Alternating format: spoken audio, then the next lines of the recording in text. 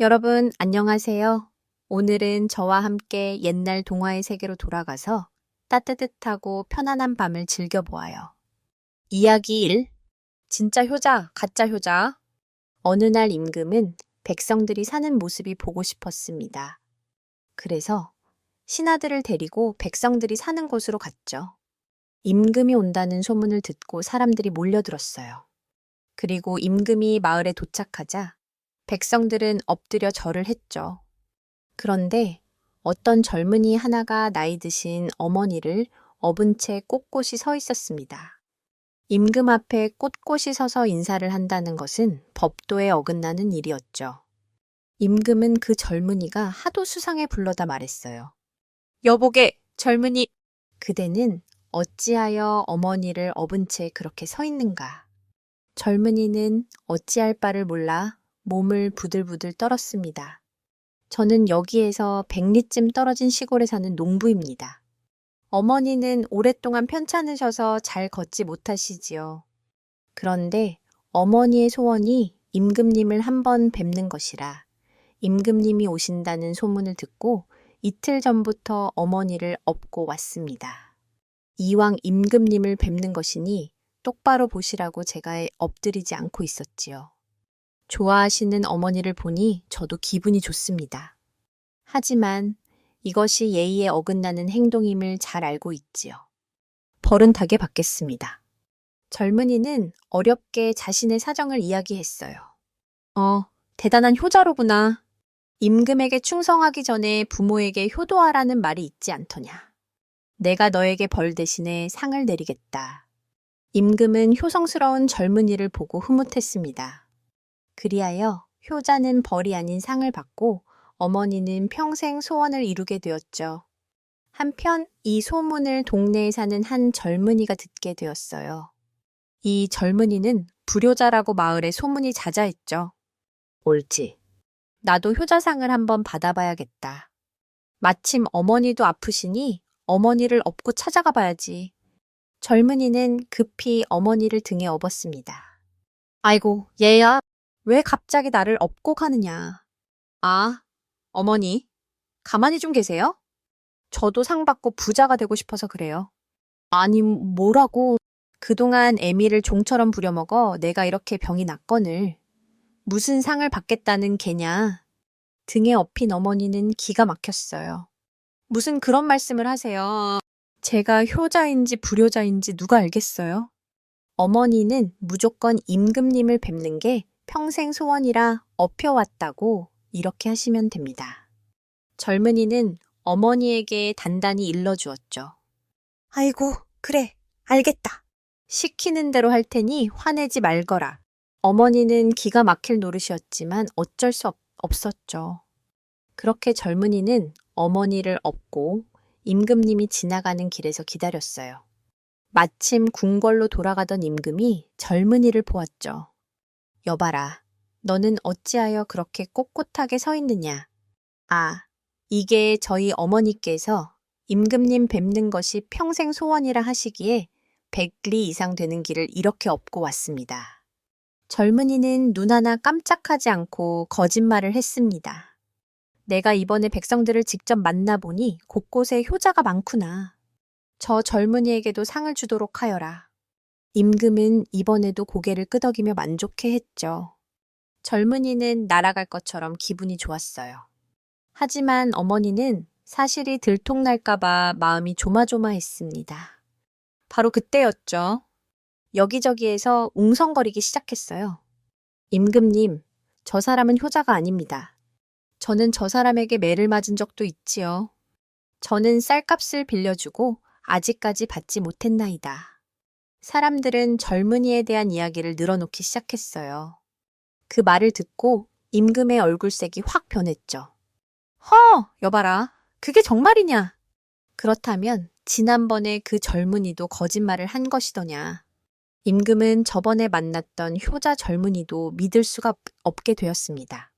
아닙니다. 그때 그 젊은이는 정말 효자옵니다. 아이고, 맞아요. 그 젊은이는 세상 사람이 다 아는 효자이지요. 하지만 저 젊은이는 어머니께 먹을 것도 주지 않는 불효자지요. 사람들은 여기저기서 수군거렸죠. 거짓말이 들통난 가짜 효자 젊은이는 벌벌 떨었어요. 진짜 효도를 할 것을, 이를 어쩌면 좋으냐? 젊은이는 어찌할 바를 몰라 고개를 푹 숙이고 있었죠. 그때 엎혀있던 어머니가 임금님 앞에 와서 엎드렸습니다. 상감마마, 제 아이가 불효자인 것을 제가 어찌 모르겠나이까. 이것이 모두 자식을 잘못 둔 제 탓입니다. 그러니 저 아이 대신 저에게 벌하여 주십시오. 어머니는 코가 땅에 닿도록 엎드려 애원을 했어요. 아닙니다, 어머니. 어머니께서 저 때문에 고생만 하셨지요. 사람들 앞에서 어머니를 창피당하시게 한 저를 벌하여 주십시오. 젊은이는 그동안의 일을 후회하며 눈물을 흘렸어요. 임금은 그 광경을 보고 눈시울이 뜨거워졌죠. 그래, 내 너에게 벌을 내리겠다. 벌은 어머니를 업고 집에 돌아가며 상금 보따리와 함께 들고 가는 것이니라. 임금의 명령을 들은 사람들은 모두 크게 웃었습니다. 가짜 효자는 눈물을 흘리며 집으로 돌아와 진짜 효자가 되었답니다. 이야기 2. 사람의 말을 알아듣는 소. 옛날 어느 산골 마을에 한 늙은 농부가 살고 있었습니다. 그에게는 평생을 함께 밭을 갈아온 늙은 황소 한 마리가 있었습니다. 농부는 이 황소를 단순한 가축이 아닌 가족처럼 아끼고 사랑했습니다. 신기하게도 이 황소는 마치 사람의 말을 알아듣는 듯 농부의 말에 고개를 끄덕이거나 콧김을 내뿜으며 반응하곤 했습니다. 어느 해 극심한 가뭄이 들어 농부의 살림은 몹시 어려워졌습니다. 당장 먹을 양식이 떨어지자 농부는 눈물을 머금고 평생을 함께한 늙은 소를 우시장에 내다 팔기로 결심했습니다. 아침 일찍 농부는 소의 고삐를 잡고 장으로 향했습니다. 그는 소에게 미안한 마음을 감추지 못하고 길을 걸으며 중얼거렸습니다. 이놈아, 미안하다. 내가 너를 팔고 싶어서 파는 것이 아니란다. 집안 형편이 너무 어려워 어쩔 수가 없구나. 부디 좋은 주인을 만나 배불리 먹고 편히 지내거라. 이 말을 들은 늙은 소의 눈에서 굵은 눈물방울이 뚝뚝 떨어졌습니다. 소는 더 이상 걸음을 옮기지 않고 그 자리에 버티고 서서 슬피 울었습니다. 농부 역시 그런 소를 보며 함께 눈물을 흘렸습니다. 바로 그때 한 점잖은 선비가 그 곁을 지나다가 부자 후지가 이별하는 줄 알고 그 사정을 물었습니다. 농부가 자초지종을 설명하자 선비는 크게 감탄했습니다. 이 얼마나 신기하고 기특한 소인가. 이 소는 보통 짐승이 아니구려. 내가 이 소를 사겠소. 선비는 후한 값을 치르고 소를 샀습니다. 그는 농부에게 소를 파는 대신 자신의 집에서 소를 돌보며 함께 지내자고 제안했습니다. 농부는 기뻐하며 선비의 집으로 갔습니다. 선비는 농부와 소를 위해 넓은 땅과 편안한 외양간을 마련해주고 부족함 없이 살도록 도와주었습니다. 몇 년 후 선비는 임금님으로부터 높은 벼슬을 받게 되어 한양으로 떠나야 했습니다. 그는 떠나기 전 농부에게 말했습니다. 내가 이제 없는 동안 이 집과 재산을 모두 자네에게 맡기겠네. 부디 잘 돌보아 주게. 선비가 떠나고 며칠 뒤 늙은 소는 병이 들어 자리에 눕게 되었습니다. 소는 임종이 가까워졌음을 직감하고 마지막 힘을 다해 농부에게 말했습니다. 이번에는 정말 또렷한 사람의 목소리였습니다. 주인님, 저는 이제 곧 죽습니다. 제가 죽거든 제 가죽을 벗겨 저기 저 북구에 씌워 주십시오. 그리고 나라에 위급한 일이 생기거든 그 북을 치십시오.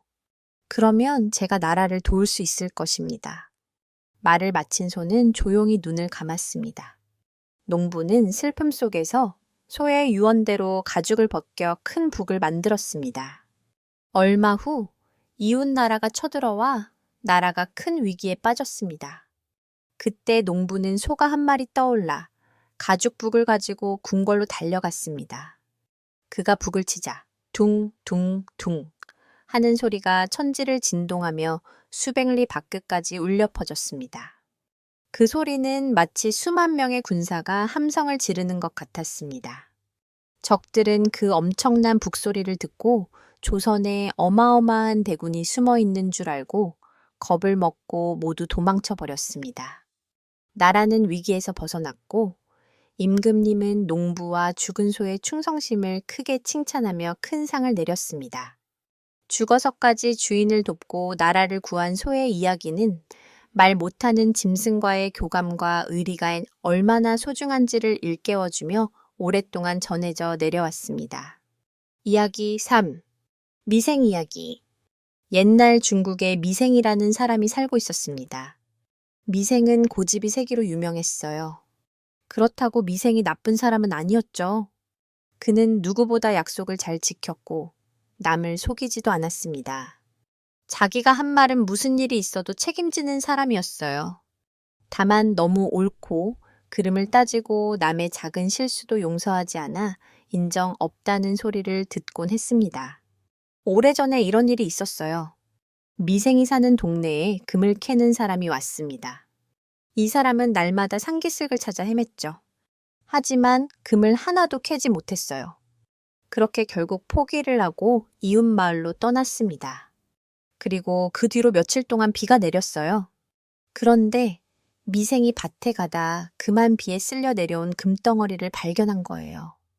그리하여 그는 하루아침에 부자가 되었습니다.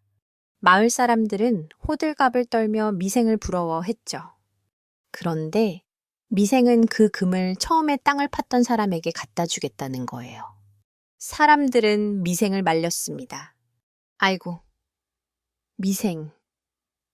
왜 그런 바보 같은 짓을 하나. 이 금은 자네가 발견했으니 자네 거지.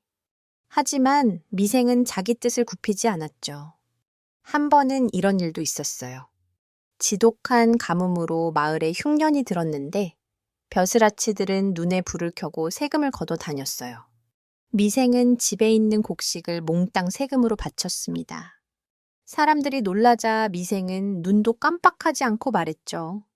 나라에 바친 곡식은 어차피 내 것이 아니겠소. 사람들은 미생의 고집에 혀를 내둘렀죠. 그러던 어느 날 미생은 마을 앞 징검다리에서 총이라는 아가씨를 만나게 되었어요. 미생은 무심코 징검다리에 올라섰다. 총이가 건너오는 것을 보고 물러났죠. 촌기도 미생 건너편으로 돌아가 미생이 먼저 건너오라고 손짓을 했습니다. 하지만 미생은 총이가 건너올 때까지 꿈쩍도 하지 않았어요. 그렇게 둘은 서로를 배려하는 마음씨, 넓은 상대에게 마음이 끌리게 되었습니다. 그날 이후 두 사람은 징검다리에서 자주 만나게 되었죠. 그런데 미생과 총이의 성격은 아주 많이 달랐어요. 미생은 고지식하게 행동하는 반면에 총이는 사정과 상황을 봐가며 지혜롭게 행동했습니다. 어느 해에 흉년이 들게 되었어요. 촌기는 너무도 가난해서 세금을 낼 수 없었습니다. 하지만 벼슬아치들은 당장 먹을 곡식을 빼앗아 가려고 했죠. 촌기는 관가에 가서 세금을 내는 대신 무슨 일이든 시켜달라고 사정을 했어요. 그날부터 총이는 관가에서 바느질을 하게 되었습니다. 그리고 훌륭한 바느질 솜씨 덕분에 일감을 많이 얻게 되었죠. 미생은 그런 슬기로운 총이를 보고 총이를 더욱더 연모하게 되었습니다. 그러던 어느 날 두 사람이 나무의 꽃을 보고 다투게 되었어요. 미생은 매화라고 우기고 총이는 복숭아꽃이라고 우겼습니다. 그렇다면 당장 가지를 꺾어 가서 사람들한테 물어보면 어떻겠소? 미생님은 뭐가 그리 바쁘십니까? 매화나무와 복숭아나무는 잎사귀가 다르게 생겼으니 잎이 돋을 때까지 보름만 기다려 보지요. 촌기의 말에 미생은 고집을 꺾고 기다려 보기로 했어요. 그렇게 보름이 지나서 나무를 살펴보니 잎사귀가 갸름하고 뾰족했습니다. 복숭아 나무가 틀림이 없었어요. 총기, 당신의 말이 맞았구려. 하마태 오면 쓸데없이 가지를 꺾을 뻔했구려. 미생은 총이의 지혜로움에 머리를 숙였습니다. 그렇게 두 사람은 징검다리에서 다시 만나기로 약속하고 헤어졌어요. 그런데 총이를 만나기로 한 날 아침부터 비가 쏟아졌죠. 그런데 미생은 조금도 망설이지 않고 집을 나섰습니다. 지금까지 한 번도 약속을 어긴 적이 없었으니까요. 하지만 총이는 나갈까 말까 고민하기 시작했어요. 그래, 약속을 잘 지키는 미생님이라고 해도 이렇게 비가 오는데 오늘은 안 나왔을 거야. 혹시 나왔더라도 조금만 기다리다가 돌아가겠지. 그런데 그 순간 번개가 번쩍하고 천둥이 쾅쾅 울렸습니다. 깜짝 놀란 총이는 얼른 문을 닫았죠. 그런데 그 시간에도 미생은 징검다리에서 촌기를 기다리고 있었어요. 자기처럼 총이도 약속을 지킬 거라고 굳게 믿었죠.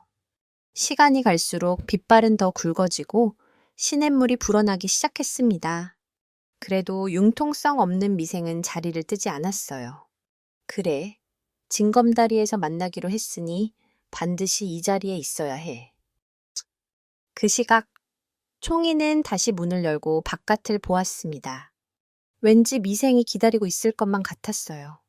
하지만 총이는 고개를 저었죠. 아니야. 이렇게 비가 많이 오는데 나올 리가 없지. 촌기는 어서 비가 약해지기를 빌었습니다. 비가 약해지면 얼른 나가보리라 생각했죠. 하지만 비는 더 세차게 내렸어요. 한편 미생은 그 순간에도 징검다리에서 꼼짝도 하지 않았습니다. 물이 차오르자 물가에 나무를 부둥켜 안았어요. 점점 물은 불어나고 물살이 거세졌죠.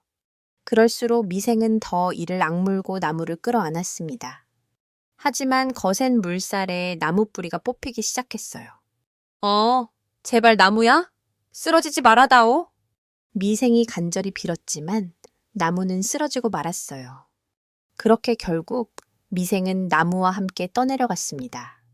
온종일 세차게 퍼붓던 비는 다음 날 아침이 되어서야 그쳤어요. 촌기는 헐레벌떡 강가로 달려갔죠. 그리고 징검다리에서 미생이 쓰고 있던 비옷을 발견했어요. 촌기는 그 자리에서 털썩 주저앉았습니다. 목숨까지 버리며 약속을 지킨 미생이 원망스러웠어요. 아이고, 아무리 약속이 중요해도 목숨을 버리면 되나? 살아서 다시 만날 생각을 했어야지. 사람들은 그 광경을 보며 혀를 끌끌 찼답니다. 이야기 4. 강가의 그림자. 때는 조선 숙종 25년 여름 장마 무렵이었다. 하늘이 뚫린 듯 비가 퍼붓고 천둥은 지붕을 내리치고 강물은 넘실대며 불어났다. 홍씨 가문 종손댁 며느리 초이가 사라진 것도 그 즈음이었다. 그날 밤 강가에 남겨진 것은 붉은 놀이가의 하나와 여인신 한 짝, 그 외엔 어떤 흔적도 없었다. 사람들은 입을 모아 수근거렸다. 그 마님은 홀레 넉 달 만에 물에 빠져 죽었다고. 하지만 시신은 끝내 떠오르지 않았다. 강원도 봉산이라는 마을에 대대로 벼슬을 해온 홍씨 양반 가문이 있었다. 그 집에 외아들 세춘이 있었는데 어릴 적부터 이 집의 골칫거리였다. 20을 막 넘긴 총각이었으나 책에는 도통 흥미가 없었고 글보다는 술을 즐겼다. 서당 앞에선 하품만 하고 기생집 앞에선 하루가 멀다 하고 얼굴을 비쳤다. 그 와중에 세춘은 한양에 다녀오겠다. 큰 소리치고는 며칠 뒤 기방에서 기생 하나를 데리고 내려왔다. 이름은 향매. 말끝마다 웃음을 머금고 세춘은 매일같이 기방에 드나들며 그 옆에 드러누워 웃기 바빴다. 벌써 도련님, 첩이라 불렸다. 그의 여름. 세춘의 아비인 홍대감은 병이 깊어져 자리에서 일어나지 못하였다. 진맥을 보던 의원이 고개를 저었고 박씨 부인은 새벽마다 약탕기를 손에서 놓지 않았다. 그러던 어느 날 잠시 정신을 차린 홍대감이 낮은 목소리로 단호하게 말했다. 세쿤이 저놈! 홍대감이 이불을 걷어내며 숨을 골랐다. 어찌 뱃속에서 나왔단 놈이 어찌 그리 속을 뒤집어 놓을 수가 있나? 박씨 부인은 묵묵히 바라보다가 조용히 입을 열었다. 대감께서 눈 뜨고 계신 동안이라면 아직은 바로잡을 수 있을 것이옵니다. 그 말을 듣자 홍대감이 몸을 번쩍 일으켰다. 기침을 삼키며 이를 갈았다. 저놈은 절대 안 될 놈이야. 하는 꼴을 보아하니 집안 말아먹고도 남을 것이다. 박씨 부인이 화들짝 놀라며 물었다. 대감, 무슨 말씀이십니까? 이 집 재산 다 순자에게 주고 갈 것이야. 그때 박씨 부인의 얼굴이 굳었다. 아니, 그게 무슨 말씀이요? 순자는 그저 첩의 자식 아닙니까? 이 집 핏줄은 세춘이 하나뿐입니다. 첩 자식이면 어떤가? 종년소생이면 또 어떻고? 사람 구실은 그 애가 하는구먼.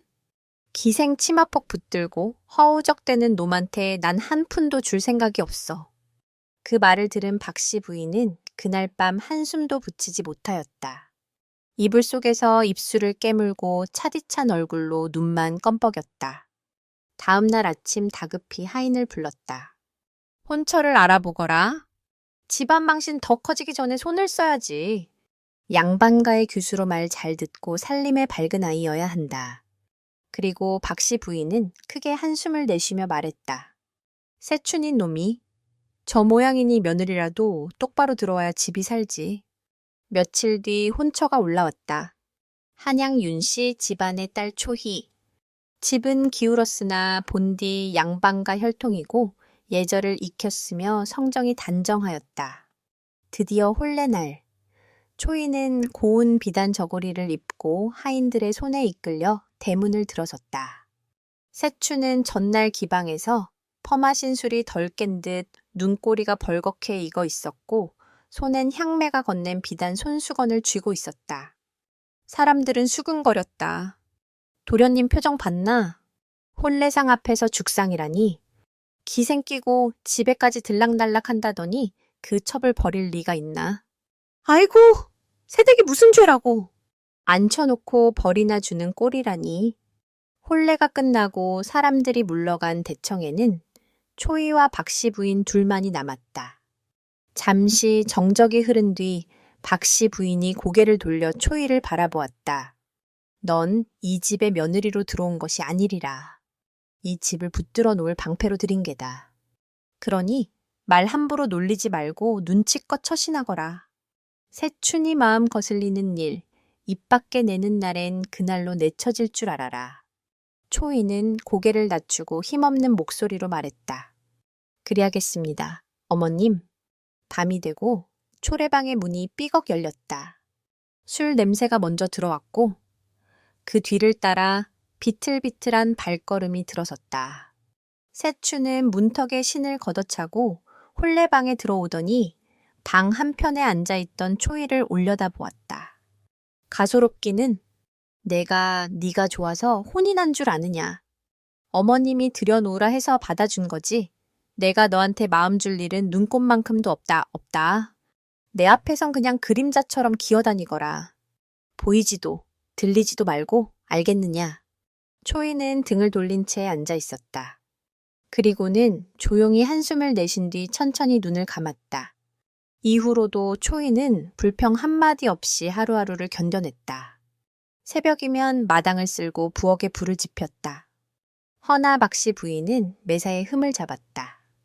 방바닥 한편에 먼지 하나에도 잔소리를 퍼부었지만 초이는 고개 한번 들지 않았다. 하녀, 옥자는 등을 돌리며 쌀을 씻는 초이를 힐끔 바라보다 고개를 절레절레 저으며 낮게 중얼거렸다. 에구참, 남편 복도 없는데 시집살이까지 저리 고되니 참말로 팔자 한번 기구하구먼. 며칠 뒤, 하해 질녘 무렵 홍씨댁 안방은 은은한 약자의 냄새가 감돌고 있었다. 박씨 부인은 조용히 찻잔을 밀어두고 초이를 불렀다. 문을 열고 들어온 초이는 말없이 무릎을 꿇었다. 네가 와서 이 집 공기가 한결 조용해졌다. 말이 적고 눈치 빠른 건 가끔은 덕이 되지. 초이는 가만히 앉아 눈을 들지 않았다. 박씨 부인은 손에 찻잔을 감싼 채 목소리를 낮추었다. 내 말 잘 듣거라. 이 집 재산 다 내 손에 들어가게 해주마. 단 하나만 하면 되는 것이야. 세춘이 그놈 마음을 네가 어떻게든 붙들어라. 바라는 건 그거 하나뿐이다. 박씨 부인은 찻잔을 내려놓으며 덧붙였다. 네가 못하면 그땐 모든 건 순자에게 갈 것이다. 첩 자식한테 재산을 물려주겠다니 그게 말이 될 소리냐? 그러니 무슨 일이 있어도 네가 세춘이 마음을 붙들어야 한다.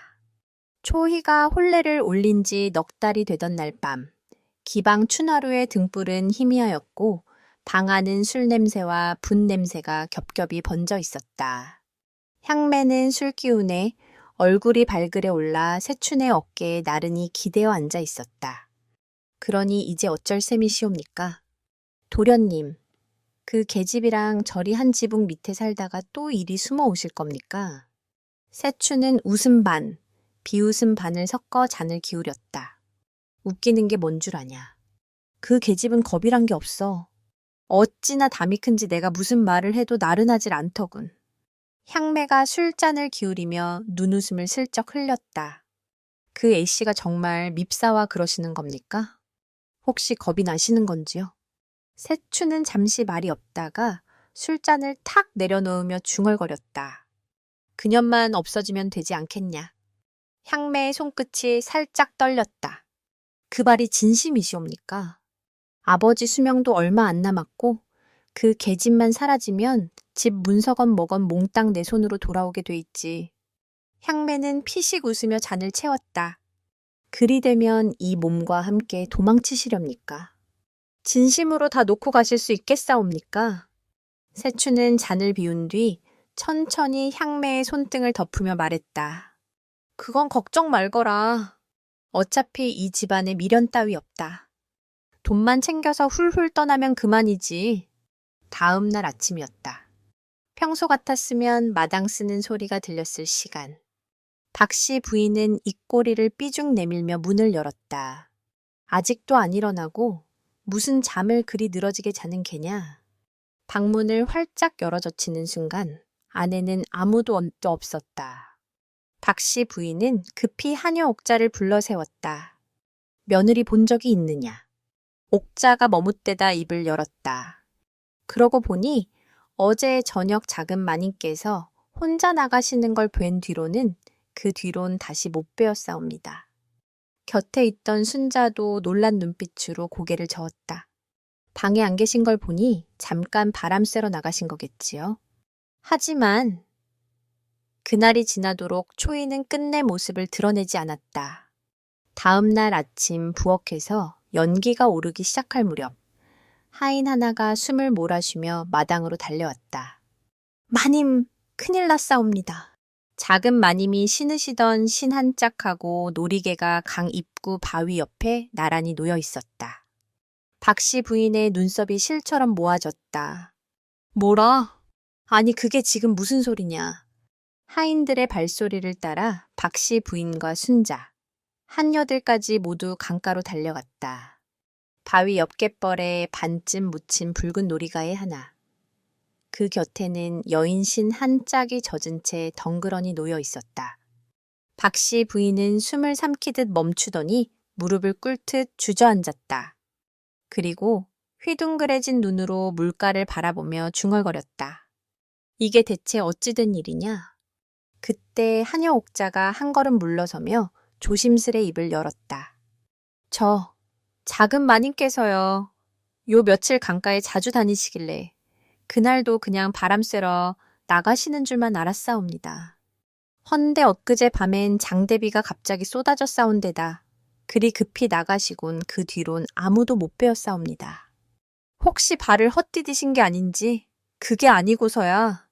그날부터 마을엔 이상한 소문이 돌기 시작했다. 도련님이 기생을 끼고 돌더니만 며느리가 혼례 넉 달 만에 물에 빠져 죽었대.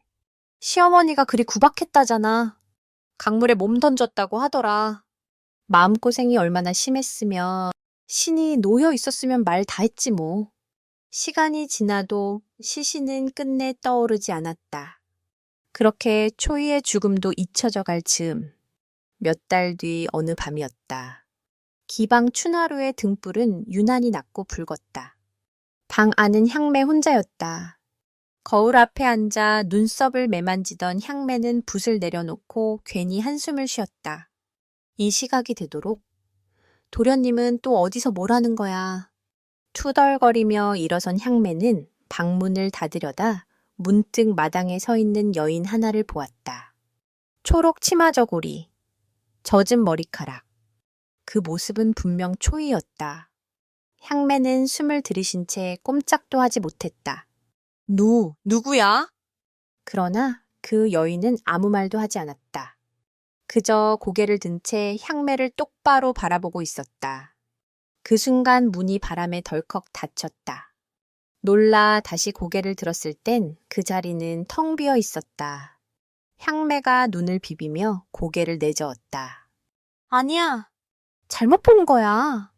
그녀는 죽었잖아. 늦은 저녁, 세추는 술에 취해 비틀거리며 마을 어귀를 걷고 있었다. 어깨는 젖었고 손엔 아직도 술병이 들려 있었다. 채스, 다들 나만 탓하지.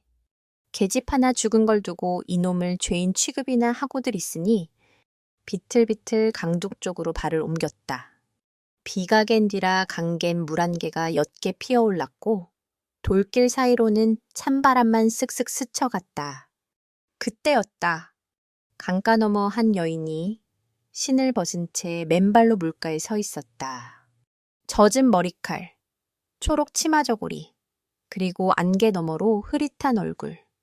세추는 그대로 멈춰 섰다. 고히. 그 여인은 고개도 돌리지 않았다. 그저 물가를 바라본 채 가만히 서 있었다. 세춘이 떨리는 손으로 한 발 다가서는 순간 바람이 확 거칠게 몰아쳤다. 그는 눈을 찡그리며 고개를 다시 들었다. 허나 그곳엔 아무도 없었다. 멍하니 그 자리를 바라보던 세추는 다리에 힘이 풀린 듯 바닥에 털썩 주저앉았다. 손에 들고 있던 술병이 미끄러지듯 빠져나갔다. 도자기 술병이 바위 위에 떨어지며 산산이 부서졌다. 세추는 그 자리에 얼어붙은 채 말 한마디 없이 숨만 삼켰다. 내가 지금 헛것을 본 거겠지. 한참을 숨 쉬지 못하고 앉아 있다가 그는 문득 중얼거렸다. 진짜로 죽은 게 맞긴 한 게냐.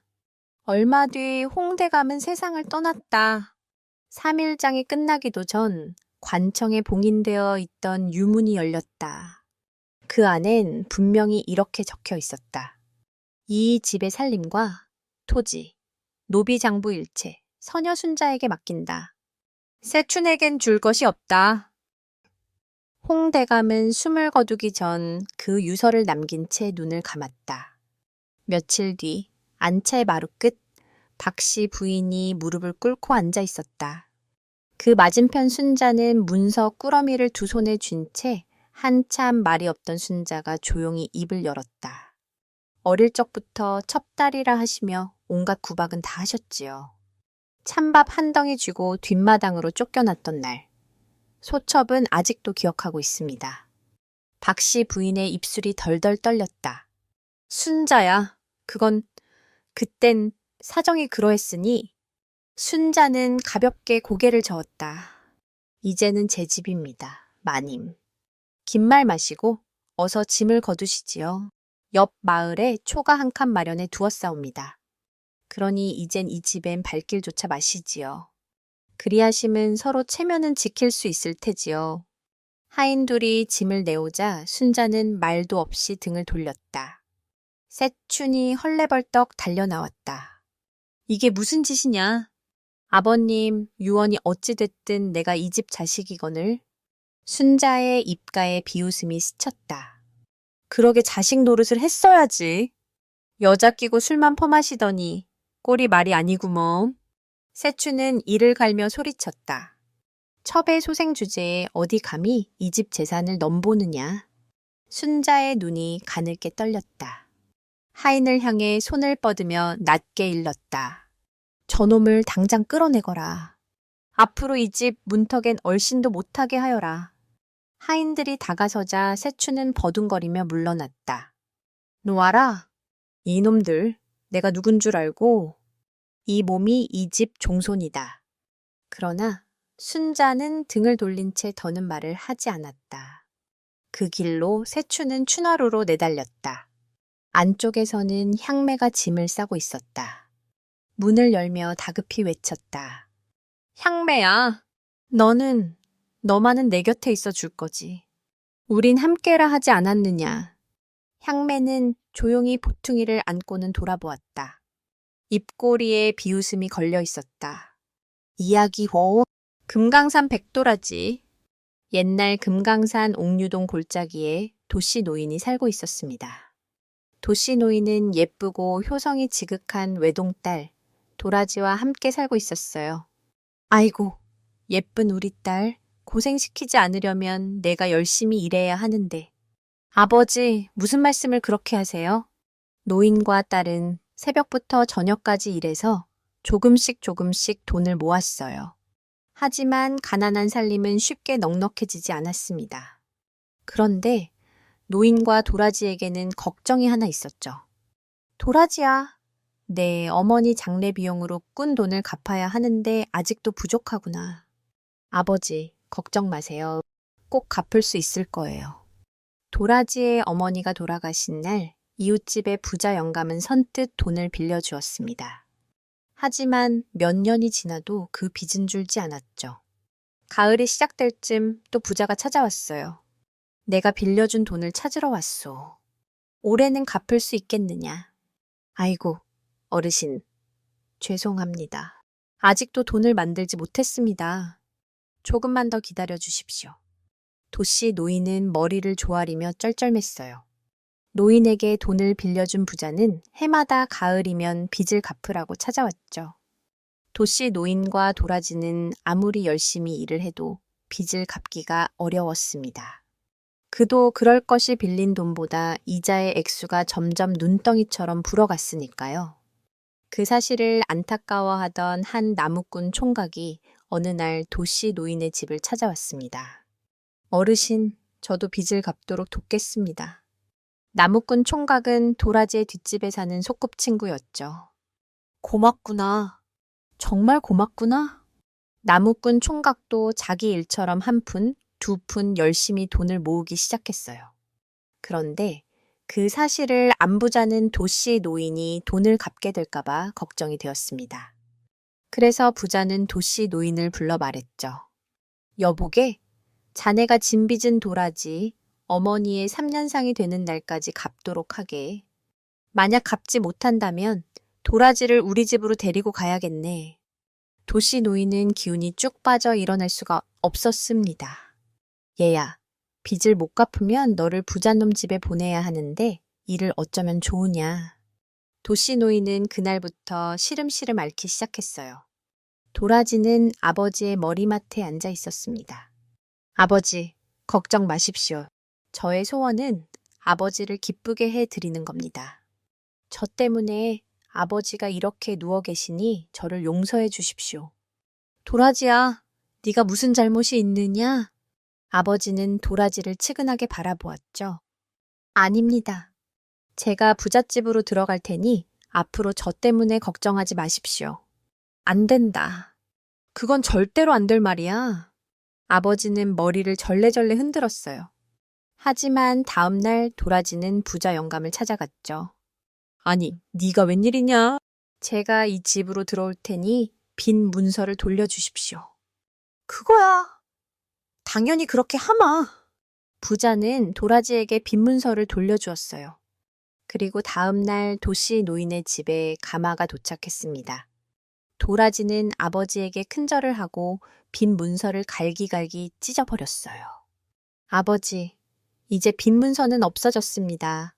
안심하시고 부디 건강하십시오. 도라지는 아버지에게 작별 인사를 했죠. 도라지야, 못 간다. 나를 두고 어디로 간단 말이냐. 아버지는 방에서 나와 가마에 매달렸어요. 하지만 가마꾼들은 아버지를 뿌리치고 부잣집으로 향했죠. 그렇게 도라지를 태운 가마가 고갯마루에 이르게 되었어요. 잠시 쉬려고 가마가 멈추자 도라지가 밖으로 나왔습니다. 어느새 도라지는 하얀색 옷으로 갈아입고 있었어요. 그리고 뒤돌아서서 아버지가 계신 곳을 향해 다시 한번 절을 올렸죠. 길 옆에 있는 어머니 산소에도 다소 곳이 절을 하였습니다. 어머니, 저를 용서하십시오. 도라지의 눈은 촉촉하게 젖어 있었어요. 그리고 자리에서 일어선 도라지는 하늘을 쳐다보았죠. 그 순간 도라지는 낭떠러지로 몸을 던졌어요. 아이고, 이럴 수가. 가마꾼들은 안절부절 못하며 낭떠러지 아래만 내려다 보았습니다. 도라지가 간절히 부르는 어머니 소리만 메아리쳐서 골짜기에 울려 퍼졌죠. 얼마 후 어머니 무덤 옆에 작은 봉분이 솟아났어요. 한편 나무꾼 총각은 도라지 소식을 듣고 달려왔습니다. 나는 어떻게 하라고? 나무꾼 총각은 바닥에 주저앉아 통곡을 하였죠. 그리고 도라지의 무덤에 하얀 꽃 한 송이가 곱게 피어났어요. 아이고, 하늘나라에 간 도라지가 나무꾼 총각에게 얼굴을 내미는 것 같구먼. 그러게 말이야.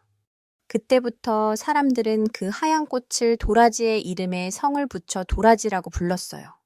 이듬해 봄, 금강산에 그 꽃이 뿌려졌죠. 그렇게 금강산의 백도라지는 이렇게 해서 생겨났다고 하네요.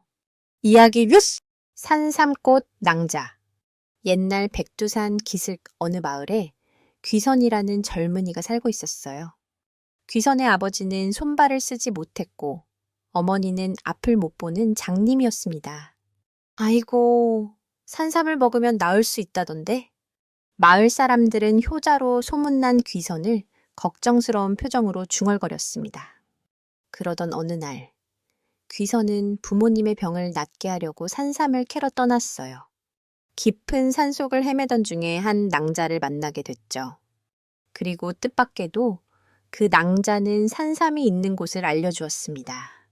그래서 귀선은 많은 산삼을 캐가지고 돌아올 수 있었죠. 귀선은 그 산삼을 이웃의 불쌍한 사람들에게도 나눠주었습니다. 그런데 이 소문이 퍼져 밤중에 도둑이 들어 아버지와 어머니를 위해 남겨둔 산삼을 모두 도둑맞고 말았어요. 그렇게 낙심에 빠져있던 귀선은 깜빡 잠이 들고 말았습니다. 그때 방문이 소리 없이 열리더니 산삼을 캘 때 만났던 그 낭자가 나타나 말하는 거예요. 내일 아침 해돋이 때 선인교 벼랑 위에 있는 소나무 아래로 오십시오. 귀선은 깜짝 놀라 잠에서 깼습니다. 꿈이 하도 신기하여 귀선은 뜬 눈으로 밤을 지샌 뒤 새벽녘에 집을 나섰어요. 선인교 벼랑 위에 있는 소나무 아래에 이르니 해가 떠오르고 있었죠. 이보시오, 낭자. 내가 왔소이다. 귀선이 허공에 대고 소리쳤습니다. 그러자 바위 틈에 빨갛게 핀 산삼꽃 속에서 낭자가 사뿐히 걸어 나오는 거예요. 그리고 이렇게 말했죠. 어서 이 산삼을 캐십시오. 어서 산삼을 캐어 이끼로 싸고 나무 껍질로 감아서 가져가십시오. 집에 가거든 붉은 실로 산삼의 허리를 묶어 바람이 통하지 않는 곳에 두십시오. 그렇게 산삼 낭자는 이 말을 남기고 자취도 없이 사라졌습니다. 귀선은 얼마 동안 멍하니 서 있다가 정신을 차리고 정성 들여 산삼을 캤어요. 그런데 그것은 보통 산삼이 아니었습니다. 굵고 향기로웠으며 빛도 있었죠. 집에 돌아온 귀선은 부모님께 산삼꽃 낭자의 이야기를 하였어요. 참으로 연하구나.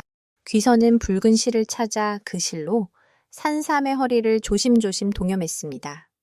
그리고 나무 껍질로 싸서 농 속에 넣어두었죠. 그리고 그날 일하러 나갔다가 집에 돌아온 귀선은 깜짝 놀랐어요. 온 집안에 향기가 가득하고 부엌에는 푸짐한 저녁상이 차려져 있는 거예요. 아니, 어머니 이게 무슨 일입니까? 아이고, 글쎄다. 부엌에서 덜그럭거리는 소리가 나서 가보았는데 누군가가 밥을 짓고 있는 게야. 누구냐고 물었더니 차차 알게 될 거라면서 어디론가 사라져 버렸구나. 내가 앞을 볼 수 없으니. 그렇게 그날은 온 식구가 맛있게 저녁을 먹었습니다. 그런데 귀선은 밤이 깊도록 잠이 오지 않았어요. 그래서 달을 쳐다보며 이 생각 저 생각을 하고 있는데 갑자기 은은한 산삼 향기가 풍겨오더니 산삼꽃 낭자가 눈앞에 나타났죠. 당신은 도대체 누구십니까? 저는 백두산 산삼신의 딸이랍니다. 부모님께서 당신의 착한 마음씨에 감동하시어 저를 보냈지요. 그리고 백두산의 산삼을 함께 가꾸라 하셨습니다. 왜? 제가 지금 꿈을 꾸고 있는 게 아닙니까? 미안하지만 나에게 찬물 한 사발만 떠다 줄 수 있겠소. 그러자 산삼꽃 낭자는 얼굴을 붉히며 일어나 물을 떠왔습니다. 귀선은 그 물을 받아 꿀꺽꿀꺽 마셨죠. 꿈이 아니었습니다. 여태 베풀어준 은혜만도 하늘 같은데 우리 집은 너무 가난해서 낭자를 맞이할 형편이 못 됩니다.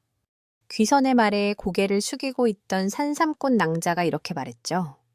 제 가슴에 두 겹 감긴 붉은 실 중에 한 겹을 풀어서 당신네 가슴에 감으십시오.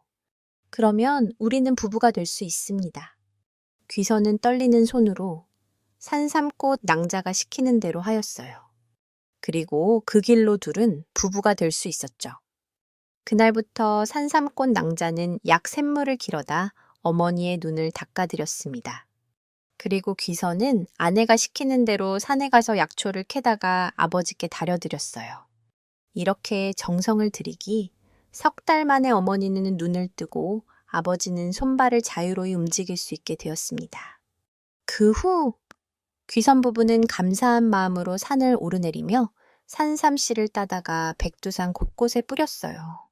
그때부터 백두산의 골짜기마다 징이한 산삼이 자라게 되었답니다. 이야기 7. 여우누이.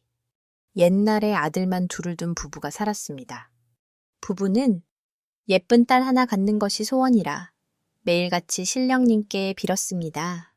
그 정성이 갸륵했는지 부부는 마침내 예쁜 딸을 하나 얻게 되었습니다. 부부는 늦게 얻은 딸을 금지옥엽으로 키웠습니다.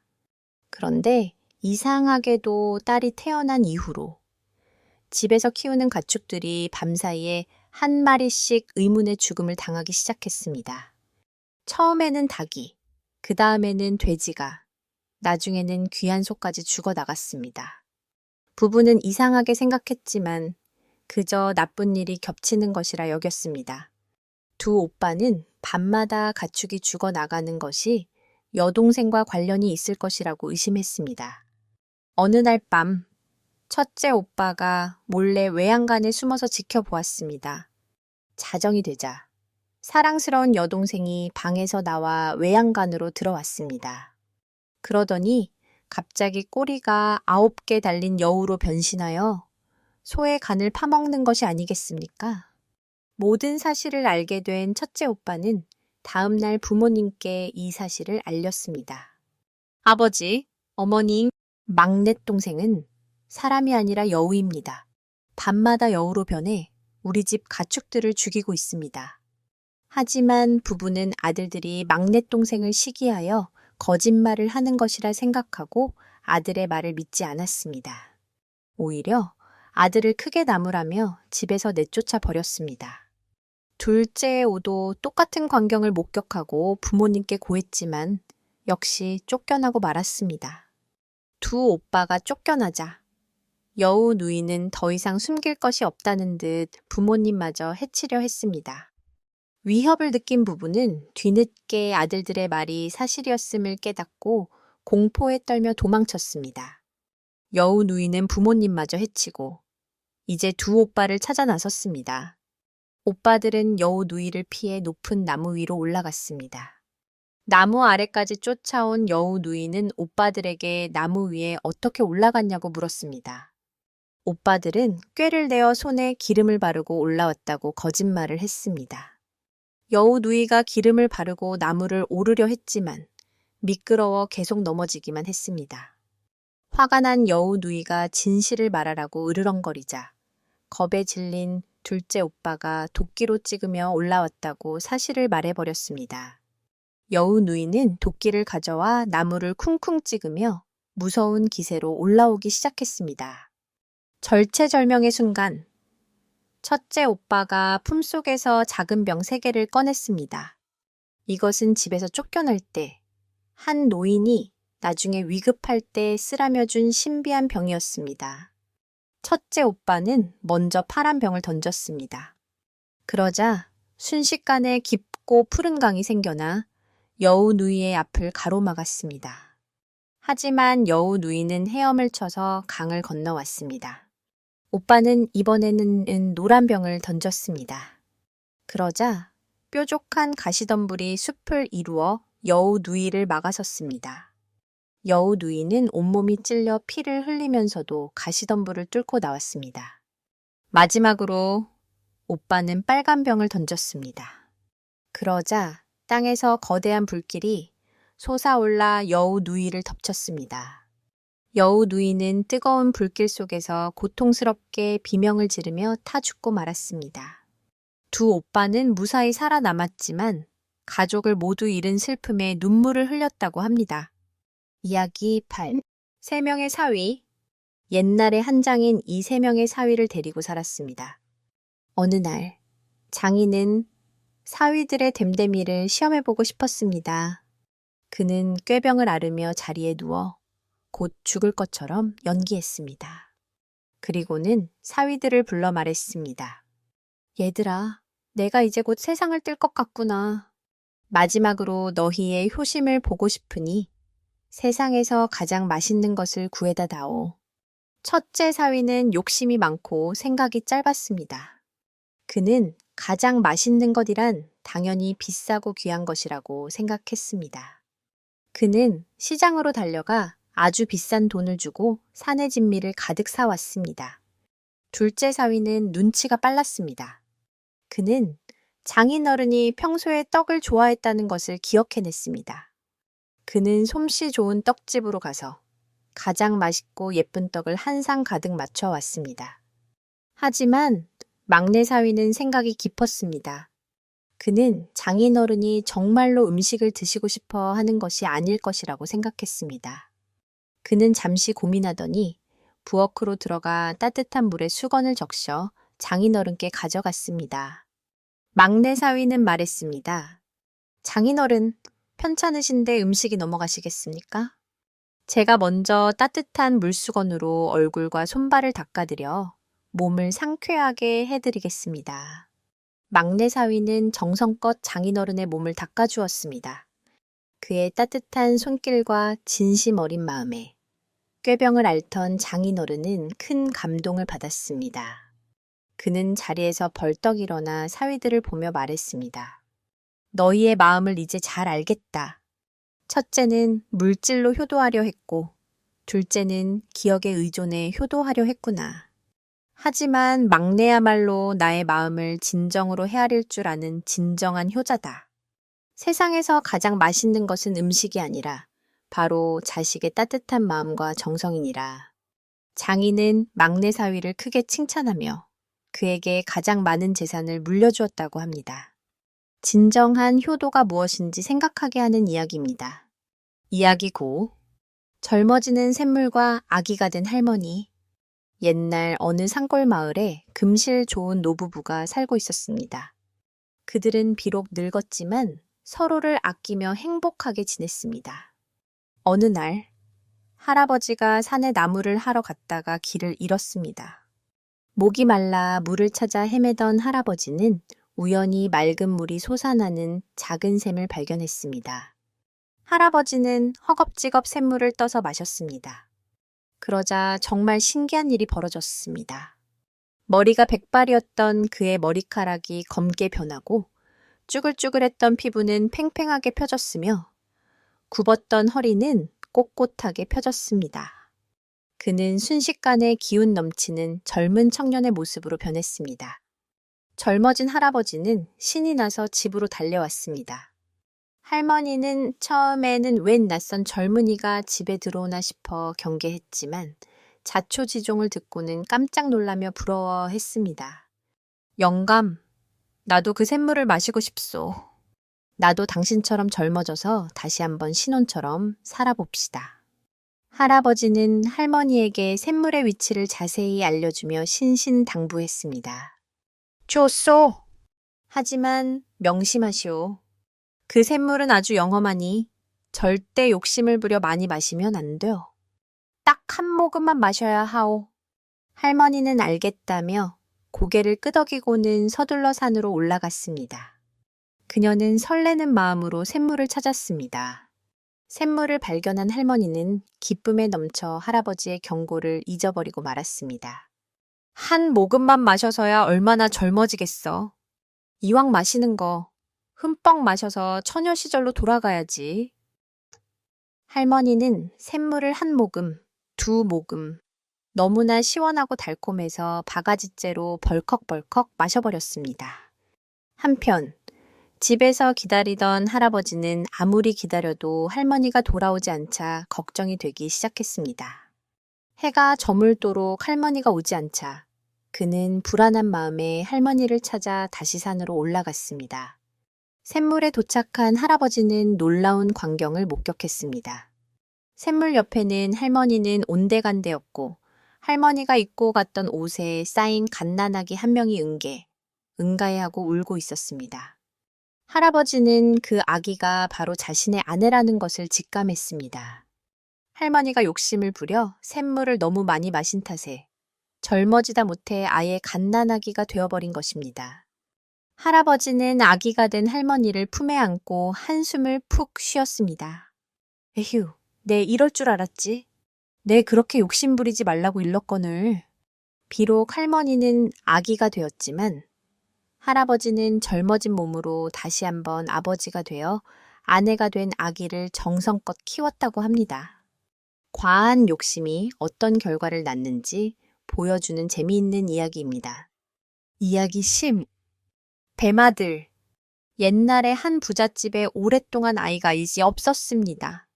부부는 온갖 정성을 다해 신령님께 빌었고 마침내 부인이 아이를 낳았습니다. 하지만 태어난 아이는 사람이 아니라 커다란 뱀이었습니다.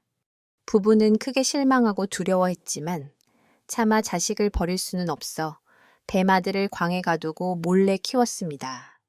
세월이 흘러 뱀아들은 혼이 날 나이가 되었습니다. 부모는 이웃마을 가난한 집의 세 딸에게 청혼을 넣었습니다. 가난한 집 부모는 부잣집의 재물이 탐이 났지만 딸들은 뱀에게 시집갈 수 없다며 완강히 거부했습니다. 하지만 마음씨 착한 막내딸은 부모님을 위해 자신이 시집을 가겠다고 나섰습니다. 결혼한 첫날 밤, 막내딸은 두려움에 떨며 방에 앉아 있었습니다. 그때 뱀신랑이 스르르 다가오더니 갑자기 허물을 벗기 시작했습니다. 뱀 허물 속에서는 눈부시게 잘생긴 청년이 걸어 나왔습니다. 사실 그는 하늘나라의 선관생관이었는데 죄를 지어 뱀의 모습으로 벌을 받고 있었던 것입니다. 청년은 아내에게 말했습니다. 나의 벌이 풀리려면 100일 동안 이 허물을 잘 간직해야 하오. 절대 남에게 보여주거나 없애버리면 안 둬. 두 사람은 낮에는 뱀과 아내로, 밤에는 선남선녀 부부로 행복하게 살았습니다. 하지만 이 사실을 알게 된 아내의 두 언니는 시기심에 불탔습니다. 언니들은 동생에게 그 징그러운 허물만 없애버리면 내 남편은 영원히 멋진 사람의 모습으로 살 수 있을 거야 라고 거짓말을 했습니다. 그 말에 속은 아내는 남편이 잠든 사이 몰래 허물을 가져다 불에 태워버렸습니다. 허물이 타는 순간 남편은 고통스러운 비명을 지르며 잠에서 깨어났습니다. 부인은 이제 단 하루만 지나면 내 벌이 모두 끝나고 영원히 사람으로 살 수 있었는데 당신 때문에 나는 이제 모든 것을 잃고 하늘로 돌아가야 하오. 말을 마친 남편은 한 마리 새로 변해 창문 밖으로 날아가 버렸습니다. 뒤늦게 자신의 어리석음을 깨달은 아내는 피눈물을 흘리며 후회했습니다. 그녀는 남편을 찾아 용서를 구하기 위해 험난한 고행길에 올랐습니다. 그녀는 숱한 고생 끝에 하늘나라로 올라가 여러 가지 어려운 시험을 통과하고 마침내 남편과 재회하여 용서를 받고 함께 행복하게 살았다고 합니다. 믿음과 인내가 얼마나 중요한지를 일깨워주는 이야기입니다. 이야기 11. 호랑이와 토끼의 떡 다툼.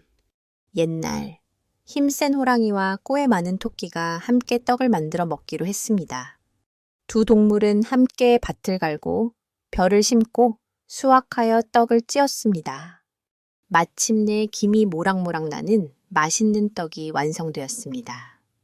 욕심 많은 호랑이는 떡을 혼자 다 먹고 싶었습니다. 호랑이가 말했습니다. 토끼야, 우리 그냥 나눠 먹으면 재미없으니 내기를 하자. 저기, 저 언덕 너머까지 달리기 시합을 해서 이기는 쪽이 떡을 다 먹는 거다. 토끼는 힘으로는 호랑이를 이길 수 없었지만 꾀로는 이길 수 있다고 생각하고 흔쾌히 동의했습니다. 경주가 시작되자 토끼는 쏜살같이 달려나갔습니다. 하지만 얼마 못 가 호랑이에게 따라잡히고 말았습니다. 호랑이가 토끼를 앞질러 달려가는데 길가에 맛있어 보이는 꿀단지가 놓여 있었습니다. 사실 그것은 토끼가 미리 준비해둔 함정이었습니다. 호랑이는 꿀의 유혹을 이기지 못하고 꿀을 먹느라 시간을 지체했습니다. 그 틈을 타 토끼는 다시 앞으로 달려나갔습니다. 이번에는 길가에 시원한 잠자리가 마련되어 있었습니다. 한참을 달려 지쳤던 호랑이는 토끼는 아직 멀었으니 잠깐 쉬어가도 되겠지 생각하고 잠자리에 누워 잠이 들고 말았습니다. 이 역시 토끼의 계략이었습니다. 토끼가 결승점에 거의 다다랐을 때 잠에서 깬 호랑이가 무서운 속도로 쫓아왔습니다. 위기를 느낀 토끼는 마지막 꾀를 냈습니다. 그는 길가에 있던 똥 무더기를 주워들고 마치 맛있는 경단인 척 먹는 신용을 했습니다. 아, 맛있다. 세상에서 이렇게 맛있는 떡은 처음이야. 그 모습을 본 호랑이는 저 떡이 내가 만든 떡보다 더 맛있나 하는 생각에 걸음을 멈추고 토끼에게 그 떡을 달라고 했습니다. 토끼는 못 이기는 척 똥을 던져주었고 호랑이가 그것을 받아먹는 사이에 결승점을 통과했습니다. 결국 꽤 많은 토끼가 어리석고 욕심 많은 호랑이를 이기고 맛있는 떡을 모두 차지하게 되었습니다. 이야기 12. 오성과 한음의 지혜. 조선시대에 오성과 한음이라는 두 친구가 살았습니다. 그들은 어릴 때부터 둘도 없는 친구였으며 장난기가 많았지만 지혜롭기로도 유명했습니다. 어느 날 오성네 집 감나무 가지가 담을 넘어 한음네 집으로 뻗어 있었습니다. 가을이 되어 그 가지에 탐스러운 감이 열렸는데 한음네 집 하인들이 그 감을 따 먹었습니다. 이 사실을 안오성네 집 하인들이 달려와 우리 집 감을 왜 훔쳐 먹느냐 몇 싸움이 붙었습니다. 어른들까지 나서서 나무에 뿌리가 있는 쪽이 주인이다. 열매가 열린 쪽이 주인이다 라며 다투기 시작했습니다. 이 광경을 본 오성이 꾀를 냈습니다. 오성은 한음의 방문에 작은 구멍을 뚫고 그 구멍으로 자신의 주먹을 쑥 들이밀었습니다. 그리고는 안에 있던 한음에게 소리쳤습니다. 여보게, 이 주먹이 누구의 주먹인가? 한음은 방 안에서 대답했습니다. 그 주먹은 자네 주먹일세. 오성은 다시 소리쳤습니다. 아닐스, 이 주먹은 지금 자네 방 안에 있으니 바로 자네 주먹이 아닌가. 한음은 오성의 의도를 알아차리고 웃으며 밖으로 나왔습니다. 그는 오성의 손을 잡고 어른들에게 말했습니다. 여러분, 오성의 말이 맞습니다. 비록 감나무의 뿌리는 저 집에 있지만 가지가 저희 집으로 넘어와 열매를 맺었으니 이 가지와 열매를 즐기는 것은 저희의 권리입니다. 하지만 그 즐거움을 이웃과 함께 나누는 것이 더 큰 지혜가 아니겠습니까? 두 소년의 지혜로운 말에 어른들은 부끄러움을 느끼고 화해했습니다. 그 후 두 집은 감이 열릴 때마다 함께 나누어 먹으며 더욱 사이좋게 지냈다고 합니다. 작은 다툼을 지혜롭게 해결하는 슬기를 보여주는 이야기입니다. 이야기 13. 사또를 혼내준 처녀. 옛날에 부모님을 모시고 사는 처녀가 있었습니다. 처녀는 아들 못지않게 부모님을 잘 모셨어요. 집안일은 물론 밭일까지 혼자서도 도맡았죠. 또한 마음만큼 얼굴도 예뻤습니다. 그러던 어느 날이었어요. 처녀가 밭에서 일을 마치고 집으로 돌아오는 길에 새로 부임한 사또의 행차와 마주치게 되었죠. 높은 벼슬아치들이 지나갈 때면 백성들은 고개를 조아려야 했습니다. 그런데 처녀는 갑자기 마주친 사또의 행체, 미처 고개를 조아리지 못해 서둘러 숲속으로 몸을 숨겼어요. 그러고는 행차가 지나가기를 기다렸죠. 사또는 처녀가 숲속으로 숨는 것을 지켜보았습니다. 여봐라, 저자를 데려오너라. 나졸들은 얼른 숲속으로 뛰어가 처녀를 데리고 왔죠. 처녀는 고개를 푹 숙인 채 부들부들 떨고 있었습니다. 얘야, 우리 집에 와서 살면 고생하지 않고 살 수 있는데 그렇게 하지 않겠느냐? 사또의 느닷없는 말에 처녀는 어찌할 바를 몰랐어요. 사또, 저는 늙은 어머니를 모시고 살고 있습니다. 저 혼자서 잘 살 수는 없사옵니다. 처녀는 떨리는 목소리로 또박또박 자신의 생각을 말했죠. 뭐라, 감히 내 명을 거역하다니 버릇없는 것 같으니라고. 사또는 당돌한 처녀가 괘씸했어요. 사또는 화가 치밀어 처녀에게 억지를 부렸습니다. 저다! 우리 집으로 가서 살 수 없다면 산에 가서 산머루를 따오도록 하여라. 처녀는 기가 막혔습니다. 아니, 사또, 이른 봄에 산머루를 어찌 구한다 말씀입니까? 따올 수 없다면 우리 집으로 가는 수밖에. 사또는 시치미를 떼며 말했죠. 사또도 이른 봄에는 산머루를 따올 수 없다는 것을 잘 알고 있었어요. 그때 처녀가 무슨 생각을 했는지 사또에게 말했죠. 사또, 잠시 여기서 기다려 주십시오. 얼른 산에 가서 산머루를 따오겠습니다. 그렇게 말하더니 처녀는 급히 산으로 달려갔습니다. 그리고 잠시 후 처녀는 헐레벌떡 달려왔어요. 사또마님, 사또마님, 큰일 났습니다. 처녀는 숨을 고르며 말했죠. 아니, 무슨 일로 그렇게 놀라 뛰어오느냐? 그 광경을 지켜보던 사또가 고개를 갸우뚱했어요. 사또마님, 정말로 징그럽습니다. 뭐가 징그럽다는 게냐?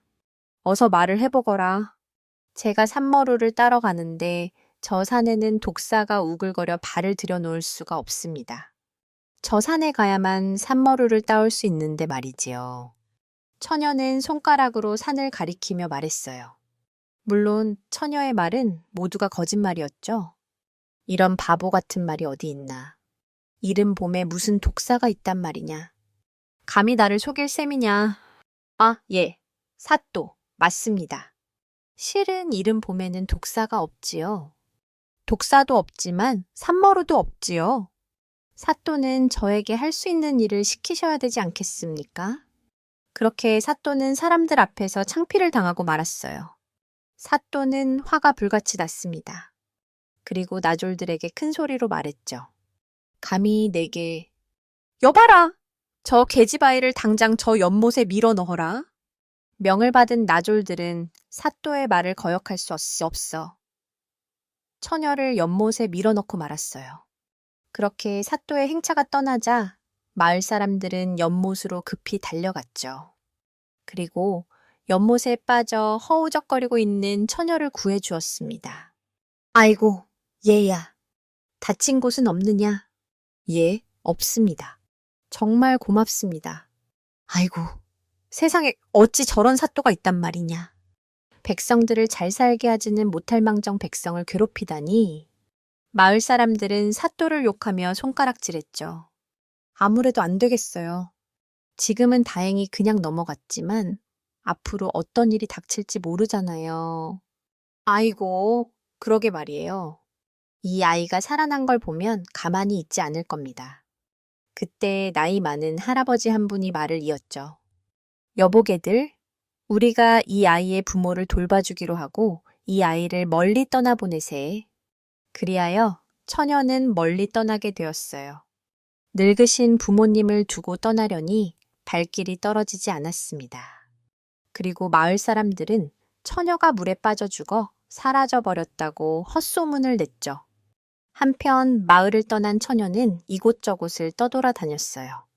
부모님과 헤어져 이렇게 떠돌아다닐 수만은 없는 일이다. 어떻게든 못된 사또를 혼내줄 것이야.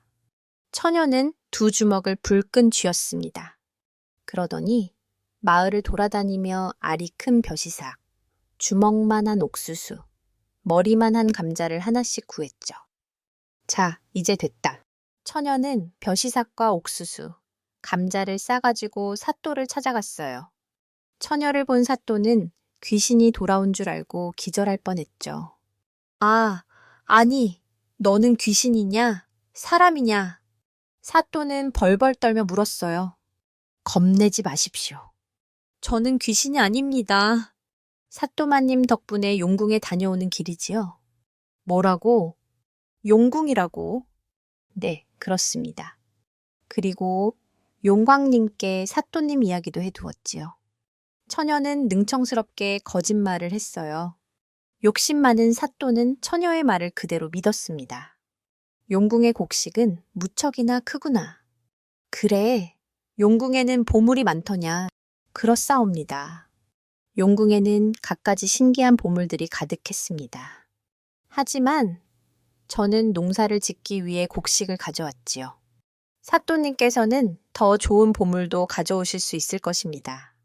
하지만 내가 어찌 용궁으로 갈 수 있단 말이냐. 사또는 실망한 표정으로 시무룩해졌어요. 그건 걱정하지 마십시오. 제가 들어갔던 곳으로 들어가면 되니까요. 그 말에 사또는 귀가 솔깃해졌죠. 그리고 사또는 처녀를 따라 연못으로 달려갔습니다. 처녀는 손가락으로 연못 한가운데를 가리키며 말했어요. 사또마님, 저 저리로 들어가시면 됩니다. 사또는 처녀의 말이 끝나기가 무섭게 물속으로 뛰어들었죠. 이만큼 들어가면 되느냐? 사또의 허리만큼 물이 찼어요. 아닙니다. 조금만 좀 더 들어가셔야 합니다. 이만큼 들어가면 되겠느냐? 그러자 사또의 가슴만큼 물이 차올랐죠.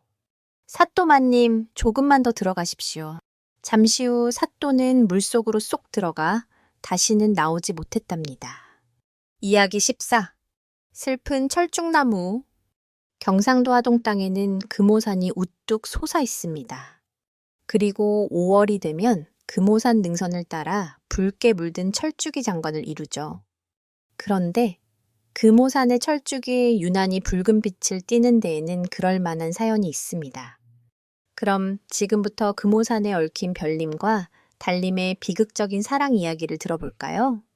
금오산에는 바위들이 많은데 산허리에 있는 커다란 바위에는 구멍이 나 있었어요. 그리고 구멍 속에 있는 네모 반듯한 동굴이 바로 별굴달굴이었습니다. 옛날 이 동굴에는 별님과 달님 부부가 행복하게 살고 있었죠. 별님은 키가 크고 잘생긴 젊은이였습니다. 힘으로는 아무도 당할 사람이 없을 만큼 천하장사였어요. 그리고 용감하기 그지없었죠. 별님은 양쪽 겨드랑이에 금빛 찬란한 비늘이 있었어요. 그리고 별님의 놀랄만한 힘과 용맹은 이 비늘에서 샘솟고 있었죠. 한편 달님은 하늘 아래 둘도 없는 빼어난 미인이었습니다. 얼굴은 물론 목소리도 곱고 마음결이 비단 같았습니다. 그렇게 별님과 달님은 서로 사랑하는 애틋한 부부였죠. 그러던 어느 날 별님과 달님이 바람을 쐴 요량으로 동굴을 나섰습니다. 따뜻한 봄날이라 산에는 온갖 아름다운 꽃들이 다투어 피어나고 있었습니다. 꽃을 좋아하는 달님은 꽃다발을 만들려고 꽃을 꺾고 있었습니다. 그리고 별님은 하늘을 올려다보며 풀밭에 누워 있었어요. 하늘에는 하얀 구름이 한가하게 떠다니고 있었죠. 그렇게 별님이 눈으로 구름을 보고 있을 때 갑자기 언덕 아래에서 비명소리가 들리는 거예요. 그런데 그 비명소리는 바로 달님의 소리였습니다. 별님은 불이 나게 언덕 아래로 뛰어내려갔죠. 허겁지겁 내려가 보니 글쎄, 달님이 풀숲에 쓰러져 있는 거예요. 아니 여보, 이게 어찌 된 일이오? 별님은 달님을 안아 일으켰습니다. 달님의 발에는 피가 솟아나고 있었어요. 가시나무에 찔렸습니다. 산딸기를 따러 풀숲에 들어갔다가 아니, 상처가 깊구려. 피가 많이 흘러나오고 있어. 안 되겠어. 약초를 캐어올 테니 아프더라도 잠시만 참고 기다리시오. 별님은 벌떡 일어서 산속으로 들어갔습니다. 그리고 얼마 뒤에 별님은 손에 약초를 들고 달님 앞에 나타났어요. 그리고 서둘러 약초를 돌로 찧어 그 즙을 상처에 발라주었습니다. 그러자 피가 그치고 상처가 아무는 것이에요. 아니, 이 약초가 무슨 약초입니까? 달님이 신기한 듯 물었습니다. 동삼꽃이요. 어린아이 모양으로 생긴 산삼의 꽃이지. 어떤 사람들은 이 꽃을 신령님 꽃이라고 부른다오. 그만큼 약효가 좋기 때문이라오. 여보, 고맙습니다. 당신이 귀한 약초를 구해주셔서 제 상처가 이렇게 나았어요. 앞으로는 조심하시구려. 산속에는 가시나무뿐만 아니라 무서운 짐승들도 많으니 어서 해가 지기 전에 돌아갑시다. 그렇게 별님과 달님은 다정히 손을 잡고 서둘러 동굴로 향했습니다. 그런데 바로 그때 누군가 풀숲에서 튀어나왔어요. 바로 땅속에 사는 지신이었습니다. 지신은 아까부터 풀숲에 숨어 달님을 훔쳐보고 있었어요. 지신은 별님과 달님의 뒷모습을 보고 중얼거렸죠. 아이고, 배 아파라. 잘나지도 않은 남자가 이 세상에서 가장 아름다운 여자와 같이 살다니. 지신은 오래전부터 달님을 짝사랑하고 있었습니다. 언젠가 우연히 달님을 본 뒤로는 아무도 눈치채지 못하게 달님 주위를 맴돌고 있었죠. 그래, 안 되겠어. 달님을 내 아내로 삼아야겠어. 그러려면 우선 별님이 없어야 하는데 무슨 좋은 수가 없을까. 그렇게 지신이 중얼거리고 있을 때 갑자기 어디선가 소리가 들려왔습니다. 제인, 지금 뭐라고 했나? 혹시 별님을 없앨 생각인가? 지신이 뒤를 돌아보니 바로 잡신이었어요. 잡신은 사람들에게 불행을 안겨주는 못된 귀신이었죠. 자네, 귀가 밝구먼. 이어 듣다니? 그래, 내가 듣기로는 자네가 사람에게 불행을 안겨주는 재주가 있다던데 어디 내 고민을 들어주겠나. 에? 자네 고민이라면 달님을 아내로 삼고 싶은데 별님이 걸림돌이 된다는 거 아닌가. 그렇다네. 좋은 방법을 알려준다면 자네에게 살해를 하겠네. 방법이야 찾으면 있지. 그런데 나에게 살해를 하겠다는 말은 빈말이 아니겠지. 물론이네. 자네가 요구하는 것은 무엇이든지 들어주겠네. 돈을 달라면 돈을 주고, 땅을 달라면 땅을 주겠네. 그럼 나에게 하동 땅을 주겠나? 하동 땅은 지신이 아끼는 땅이었어요. 잡신은 이 땅을 오래전부터 탐내고 있었습니다. 하지만 지신이 말했어요. 주다 마다. 당장 하동 땅을 내줄 테니 빨리 방법을 말해보게나. 알겠네, 알겠어. 잡신은 헛기침을 한 번 하더니 말을 이었습니다. 별님에게는 양쪽 겨드랑이에 금빛 비늘이 있거든. 그 비늘에서 힘이 솟아나고 있지. 그러니까 비늘만 없애면 별님은 기운이 빠져 죽고 말 걸세. 오라. 그런데 그 비늘은 어떻게 없애나? 자네 힘으로는 도저히 비늘을 뗄 수 없을걸. 비늘을 떼기도 전에 별님에게 당할 게 뻔하거든. 대신 1000일 동안 다음과 같은 주문을 외우게나. 비늘아 떨어져라. 비늘아 떨어져라. 그러면 별님의 양쪽 겨드랑이에 있는 비늘이 떨어질 걸세. 그날부터 지신은 땅속에 들어앉아 주문을 외우기 시작했어요. 비늘아 떨어져라.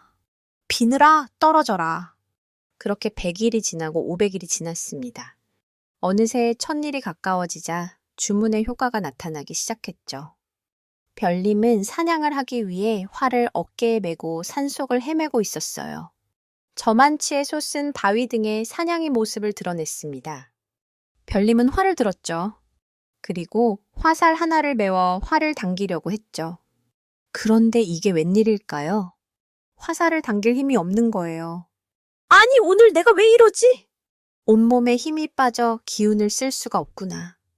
그날 별님은 사냥을 포기하고 집으로 돌아왔습니다.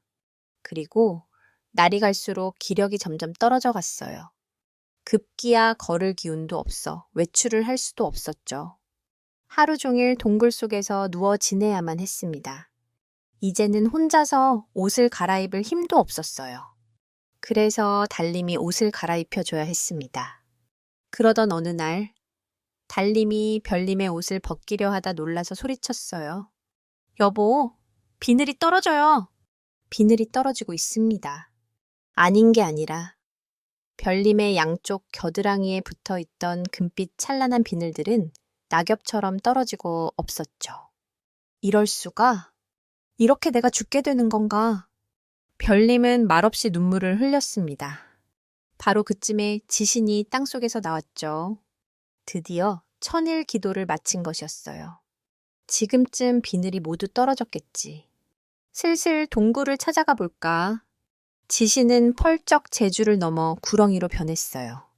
몸 빛깔이 황적색인 커다란 구렁이였습니다. 싸워 이기는 데는 구렁이가 제격이지. 굵은 몸통으로 칭칭 감으면 더 이상은 힘을 못 쓸 게야. 그렇게 구렁이가 된 지신은 산길을 기어 올라갔습니다.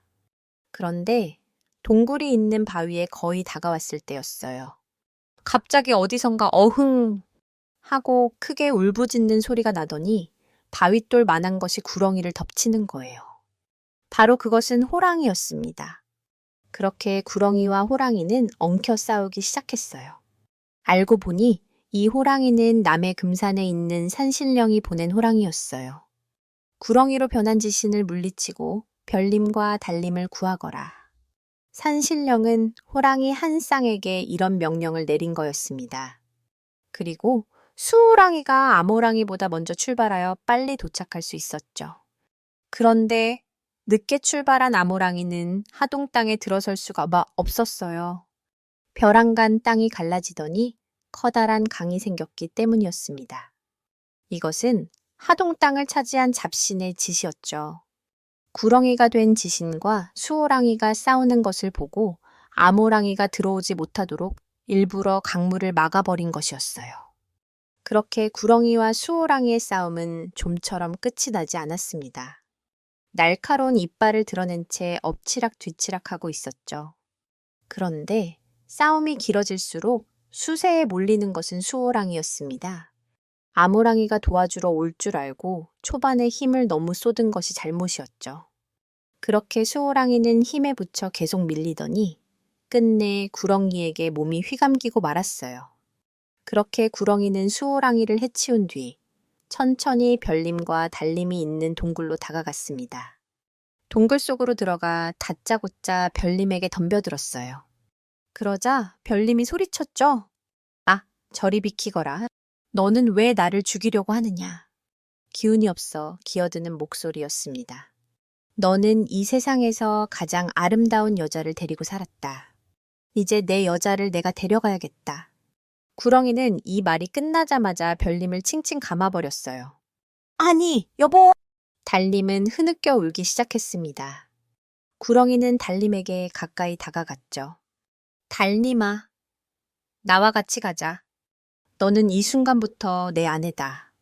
그러자 달님은 뒤로 주춤 물러서며 날카롭게 외쳤습니다. 썩 물러와 가거라. 이 흉한 구렁이야. 나는 남편의 뒤를 따라가겠다. 달님은 그렇게 말을 마치더니 갑자기 철쭉나무로 변해버렸습니다. 그리고 그 나무에는 연분홍 꽃이 활짝 피어 있었죠.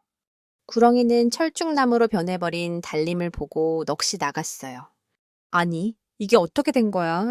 그렇게 넋 나간 듯이 철쭉나무를 바라보다 슬그머니 땅속으로 사라졌죠.